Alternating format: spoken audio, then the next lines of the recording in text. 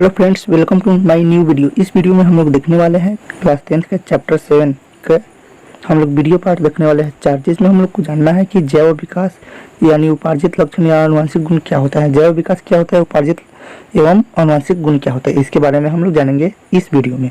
तो चलिए हम लोग जानते हैं।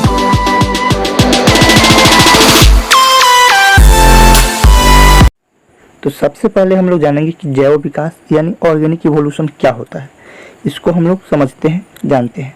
तो देखिए, पृथ्वी पर विभिन्न विभिन्न वातावरण में अनेक प्रकार के पौधे और जंतुओं को देखते हैं। हम लोग पृथ्वी पर देखते हैं कि बहुत प्रकार के जो जंतु होते हैं और पौधे होते हैं, और हम लोग को उसको देखते हैं।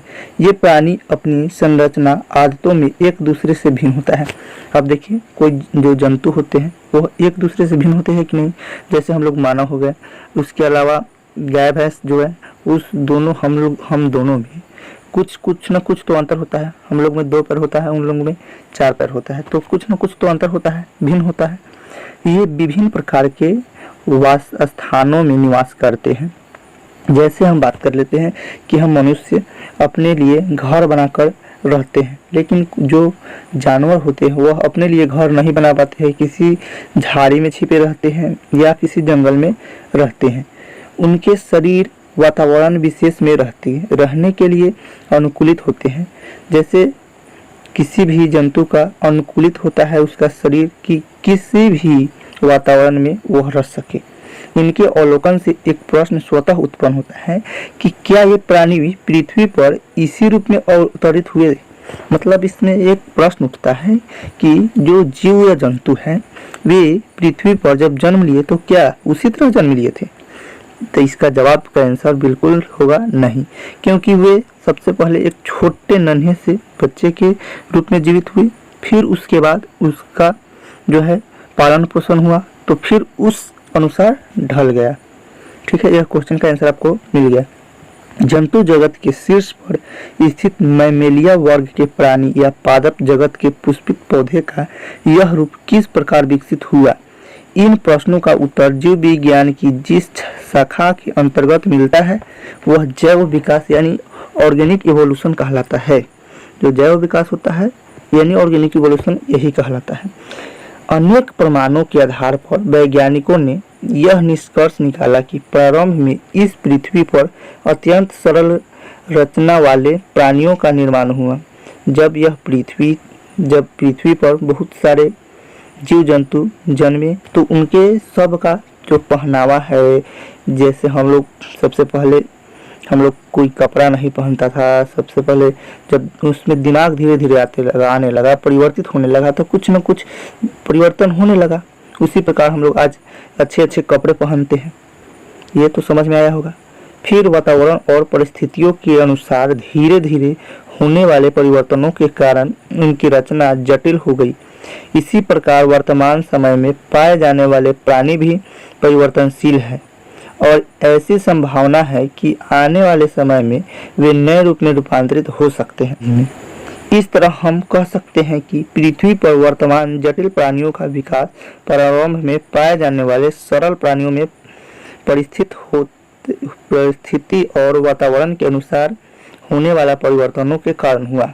सजीव जगत में होने वाले इस परिवर्तन को जैव विकास यानी ऑर्गेनिक इवोल्यूशन कहते हैं। तो हम लोग जाने कि जो ऑर्गेनिक इवोल्यूशन होता है, ऑर्गेनिक इवोल्यूशन ऑर्गेनिक इवोल्यूशन होता है, यह एक जंतु से दूसरे जंतु में परिवर्तित होते रहता है। एक जंतु से दूसरे जंतु, अब हम लोग पृथ्वी पर अगर हम लोग जन्म लिए तो हम जैसे मानव है, तो कोई जो जीव है जो जन्म लिए वो कोई जो हो गया हिरण के रूप में लिए, कोई गाय के रूप में लिया, कोई पेड़ पौधा के रूप में लिया। तो ये पृथ्वी पर यह परिवर्तित होते रहता है। तो यही क्या है, जो जैव विकास यानी ऑर्गेनिक इवोल्यूशन है। अब अगला टॉपिक हम लोग देखेंगे कि उपार्जित एवं आनुवंशिक गुण क्या होता है। इसको हम लोग समझ लेते हैं कि उपार्जित एवं आनुवंशिक गुण क्या होता है। देखिए, पृथ्वी पर जीवों की नई नई प्रजातियों के बनने का कारण जैव विकास ही है। जो जैव विकास जो हुआ, जो ऑर्गेनिक इवोल्यूशन हुआ, उसी के कारण ही नई नई प्रजातियों का बनना शुरू हो गया। जैव विकास की व्याख्या के लिए कई प्रकार के विचार प्रस्तुत किए गए, परंतु उनमें अधिकतर को उचित प्रमाण के अभाव में वैज्ञानिक मान्यता नहीं मिल सकी। देखिए, वैज्ञानिक का जो मानना था वह नहीं मिल पाया कि जो ये ऑर्गेनिक इवोल्यूशन होता है उसके अनुसार नहीं हो पाता है। देखिए, फ्रांसीसी वैज्ञानिक जेबी लैमार्क, आपको नाम यहाँ लिख दिए हैं, जेबी लैमार्क, जीन बैप्टिस्ट लैमार्क, जिनका जन्म 1744 ईस्वी में हुआ और उनका जो मृत्यु है 1829 ईस्वी में हुआ। तो ये जेबी लैमार्क जो थे, जीन बैप्टिस्ट लैमार्क के उपार्जित लक्षण जो एक्वायर्ड कैरेक्टर है उनके उसी को क्या लैमार्कवाद, तथा जो दूसरा वैज्ञानिक थे चार्ल्स रॉबर्ट डार्विन, हम लिख दिए यहाँ भी चार्ल्स रॉबर्ट डार्विन, जिनका जन्म यहाँ 1809 होना चाहिए, सॉरी यहाँ 1809 से 1882। 1809 में चार्ल्स रॉबर्ट डार्विन का जन्म हुआ और 1882 में उनकी मृत्यु हो गई। तो इसको समझिएगा, आप लोग फिर से इसको समझिए कि जो लैमार्कवाद, और जिसे जो लैमार्कवाद है इसको लैमार्कवाद क्यों कहा जाता है, क्योंकि यह अपने एक जो स्पेशल अपना परीक्षण किए उसमें इनका नाम लैमार्कवाद रखा गया। इनका नाम जेबी लैमार्क है, लेकिन इनको लैमार्कवाद से जाना जाता है। लैमार्कवाद तथा चार्ल्स रॉबर्ट डार्विन के प्राकृतिक चुनाव द्वारा जीवों का विकास यानी origin of species by natural selection या डार्विनवाद को ही सबसे पहले जैव विकास की व्याख्या के संबंध में वैज्ञानिक मान्यता मिली। देखिए, जो चार्ल्स रॉबर्ट डार्विन और लैमार्कवाद दोनों वैज्ञानिक को ही सबसे पहले मान्यता मिली कि यह वैज्ञानिक जो है सिद्ध है। यह जो क्वेश्चन है, ये जो परिरक्षण है, यह सिद्ध परिरक्षण है, यह एक अच्छा परिरक्षण है। देखिए 1800 सबसे इसमें अगर पूछा जाएगा, ऑब्जेक्टिव में भी क्वेश्चन पूछा जा सकता है कि लैमार्कवाद का जन्म कब हुआ। तो लैमार्कवाद का जन्म कब हुआ था? 1744 में। 1744 में, इसको आप लोग याद रखिए। और अगर पूछ दिया जाए कि उनका मृत्यु कब हुआ था, 1829 में। 1829 में लैमार्कवाद का जो है मृत्यु हो गया। ठीक उसी प्रकार अगर पूछा जाए कि चार्ल्स रॉबर्ट डार्विन का जन्म कब हुआ, तो चार्ल्स रॉबर्ट डार्विन का जन्म 1809 ईस्वी में हुआ और उनका मृत्यु कब हो गया, तो 1882 ईस्वी में उनका मृत्यु हो गया। तो चलिए अब हम लोग नेक्स्ट टॉपिक देखते हैं। तो हमारा नेक्स्ट टॉपिक है उपार्जित लक्षण। हम लोग देख रहे हैं उपार्जित लक्षण, तो ये क्या होता है इसको हम लोग समझते हैं। देखिए, फ्रांसीसी प्रकृति वैज्ञानिक लैमार्क, जिनका जन्म 1744 ईस्वी में हुआ और मृत्यु 1829 ईस्वी में हो गया, इन्होंने सबसे पहले लैमार्कवाद ने सबसे पहले 1809 में जैव विकास के अपने विचारों को अपनी पुस्तक, देखिए जैव विकास यानी जो ऑर्गेनिक एवोल्यूशन है उसको, उसके विचार को अपनी पुस्तक फिलोसफिक जूलॉजिक नामक जो उनका पुस्तक प्रकाशित किया गया। देखिए यहाँ लिख दिए हैं फिलोसफिक जूलॉजिक, जो 1809 में निकाला गया। कितने में? 1809 में यह जो पुस्तक है उसको निकाला गया। ठीक है, अगला हम लोग देख लेते हैं। जब यह पुस्तक निकला फिलोसफिक जूलॉजिक, उसमें प्रकाशित किया गया, तो इस पुस्तक को बहुत सारे लोग ने पढ़ा, उसको समझा कि ये सही में यह जो परिरक्षण किए है वो सही है, तो पता चला है कि यह सही है। इसे लैमार्कवाद या उपार्जित लक्षण का वंशगति सिद्धांत, theory of inheritance of acquired character कहते हैं। जो यह परिरक्षण किए, यह बुक में जो यह परिरक्षण को लिखे तो बहुत सारे लोगों ने पढ़े, समझे, तो इनको लैमार्कवाद, इसी कारण इनको लैमार्कवाद कहा जाता है। और यह उपार्जित लक्षणों का वंशगति सिद्धांत पे यह बुक लिखे। चलिए आगे जानते हैं। लैमार्कवाद जो लैमार्क थे के अनुसार, लैमार्कवाद या लैमार्क के अनुसार जीवों की संरचना, कायिक, उनके व्यवहार पर वातावरण के परिवर्तन का सीधा प्रभाव पड़ता है। परिवर्तित वातावरण के कारण जीवों की अंगों का उपयोग ज्यादा या कम होता है। जिन अंगों का उपयोग अधिक होता है वे अधिक विकसित हो जाते हैं। जैसे किसी भी अंग का ज्यादा जो होता है उपयोग किया जाता है, तो वह अंग अगर छोटा है तो वह कुछ न कुछ थोड़ा बड़ा होता जरूर है, थोड़ा बड़ा होता है, तथा जिनका उपयोग नहीं होता है उनका धीरे धीरे ह्रास हो जाता है। जैसे अगर यह बड़ा है, इसका उपयोग न किया जाए तो यह धीरे धीरे छोटा होते चला जाएगा। वातावरण के सीधे प्रभाव से या अंगों के कम या अधिक उपयोग के कारण जंतु के शरीर में जो परिवर्तन होता है उन्हें उपार्जित लक्षण कहते हैं, यानी एक्वायर्ड कैरेक्टर कहते हैं। जो एक्वायर्ड कैरेक्टर होता है, एक्वायर्ड कैरेक्टर इसको क्यों कहा जाता है इसको समझिए आप फिर से। एक्वायर्ड कैरेक्टर एक्वायर्ड कैरेक्टर क्यों कहा जाता है?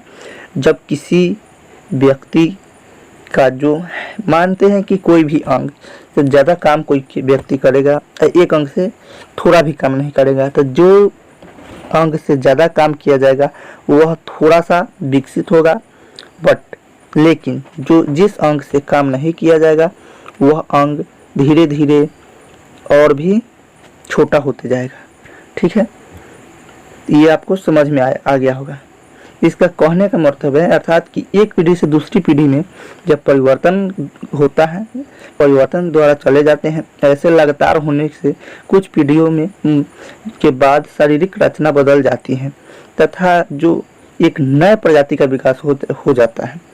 एक नए प्रजाति का विकास जब होता है तो उसके अलावा अब देखिए अगला जो एक पॉइंट हम बोलते हैं कि लैमार्क के बाद में कई वैज्ञानिकों ने जोरदार खंडन किया। लैमार्क के बाद कितने वैज्ञानिक ने इस पे जोरदार खंडन किया? उन वैज्ञानिकों के अनुसार उपार्जित लक्षण वंशागत नहीं होते हैं। वे बहुत सारे वैज्ञानिक हैं जिनका मत था कि जो है यह उपार्जित लक्षण है वह वंशागत नहीं होते। इसकी पुष्टि के लिए जर्मन वैज्ञानिक वाइसमान, एक जर्मन के वैज्ञानिक थे जिनका नाम है वाइसमान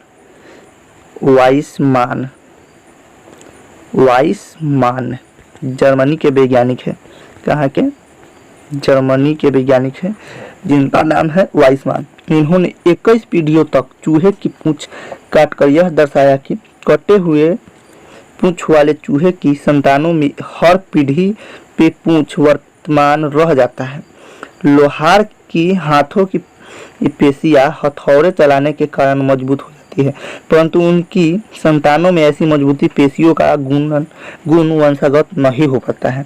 तो यही है उपार्जित लक्षण। उपार्जित लक्षण कहने का मतलब हो गया कि किसी अगर हम हाथ से या पैर से या किसी भी अंग से अगर काम करते हैं, तो ये लैमार्कवाद के अनुसार है कि उन्होंने बोला कि अगर हम किसी हाथ या किसी अंग को, एक अंग को हम ज़्यादा काम करते हैं, एक अंग से थोड़ा भी काम नहीं करते हैं, तो जिस अंग से हम काम करते हैं उस अंग का थोड़ा वृद्धि होगा, जिससे नहीं करेंगे उसका वृद्धि नहीं होगा।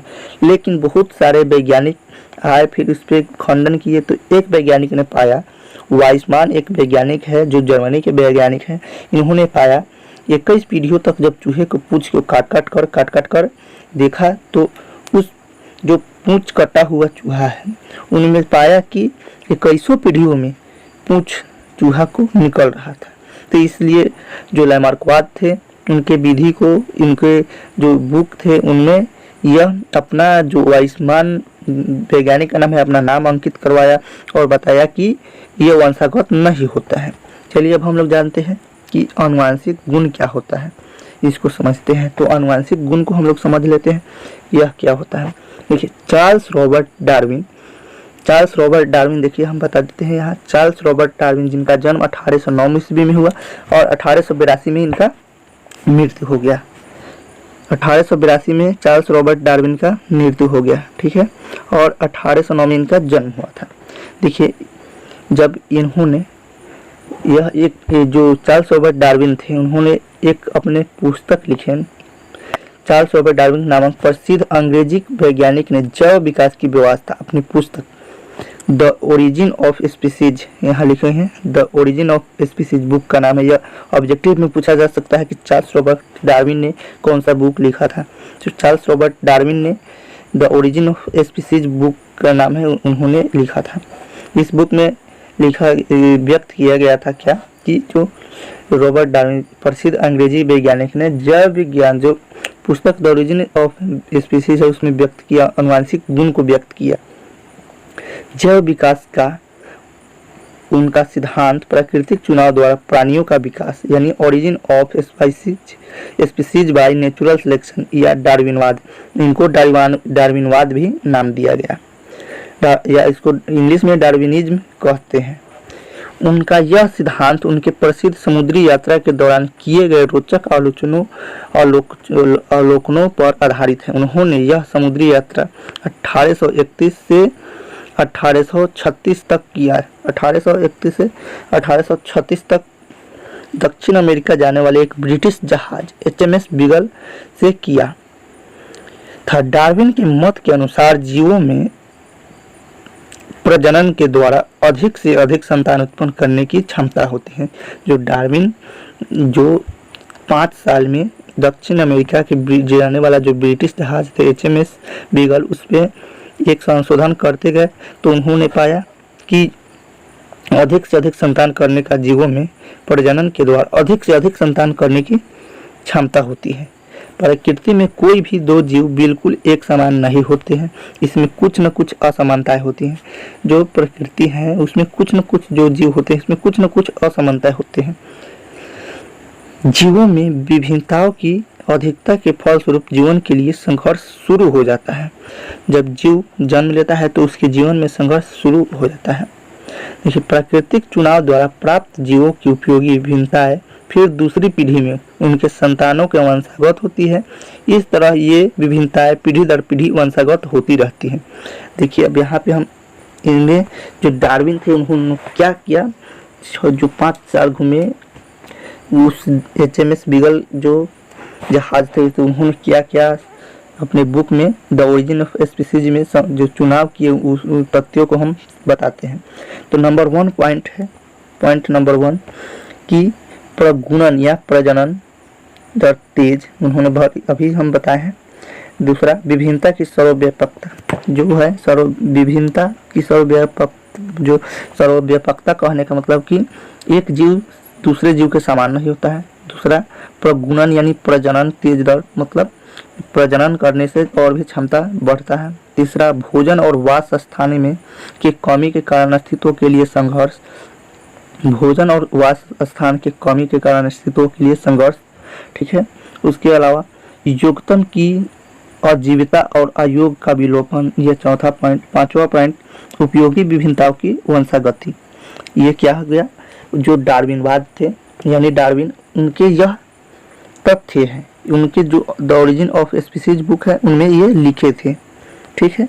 और हम लोग देखिए दोस्तों, यहीं तक हम लोग आज वीडियो को समाप्त करेंगे। हम लोग इसके बाद नेक्स्ट टॉपिक हम लोग पढ़ेंगे विकास एवं वर्गीकरण। यह वीडियो पार्ट 5 होगा, 4 हम लोग देख रहे हैं। तो आज के लिए इतना ही। अगर आप लोग मेरे चैनल पर नए हैं तो चैनल को सब्सक्राइब करें, साथ में बेल आइकन को दबाना ना भूलें ताकि जो भी वीडियो हम अपलोड करें सबसे पहले आप तक पहुँचे। और आप लोग मेरे फेसबुक पेज से भी ज्वाइन होना ना भूलें। तो आज के लिए इतना ही। जय हिंद।